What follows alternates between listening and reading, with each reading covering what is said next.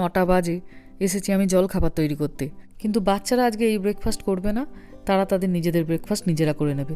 তো আমি বললাম তাহলে দাঁড়া 2 মিনিট, আগে আমি তোর বাবাকে কিছু একটা বানিয়ে দিই, তারপরে তোরা তোদেরটা করিস। আমি একটু ডিম পাউরুটিই বানিয়ে দেবো, তবে একটু অন্যরকম করে। শীতকাল তো একটু বেশ এই সময় চিজ, গোলমরিচ এগুলো খেতে খুব ভালো লাগে।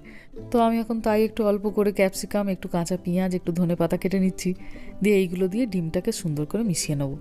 প্রায় এখন ডিসেম্বরের 15 তারিখ, চারিদিকে এখন বেশ ক্রিসমাসের আমেজ।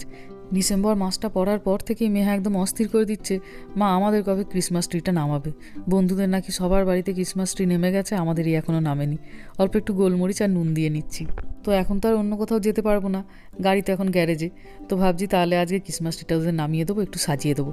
1 চামচ মতো দুধ দিলাম আর একটুখানি অল্প করে চিজ দিয়ে দিলাম। এখানে যেহেতু এটা এদের মেন ফেস্টিভ্যাল, ওই জন্য মোটামুটি থ্যাঙ্কস গিভিংয়ের পরেই সবাই ক্রিসমাস ট্রি নামিয়ে নেয়। বাচ্চাদের স্কুলগুলোতেও এই সময় একটা লম্বা ছুটি থাকে, অনেক অফিসও এই সময় গোটা 7-10 দিন ছুটি দেয়। পাউরুটির ভেতরগুলোকে ছুরি দিয়ে কেটে নিয়েছি, এবার ভেতরটাতে একটু ওই ফ্যাটানো ডিমটা দিলাম, দিয়ে আর বেশিক্ষণ অপেক্ষা করব না। চৌকো যে কাটা পিসটা বার করেছিলাম ওটাকে এবার উপর দিয়ে চাপা দিয়ে দিচ্ছি। কাঁচা ডিমটার ওপরেই পাউরুটির টুকরোটা দিয়ে দিলাম, যাতে ডিমটার সঙ্গে পাউরুটিটা চিটে যায়।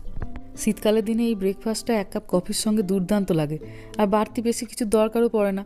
ঘরেই মোটামুটি সব জিনিসগুলো থাকে, শুধু বাড়িতে অল্প একটু চিজ থাকলেই তৈরি হয়ে যাবে চিজ এগ টোস্ট। ব্যাস, এবার ত্রিকোণা করে একটু কেটে নিলাম, অল্প একটু সস দেবো, দিয়ে দেবো।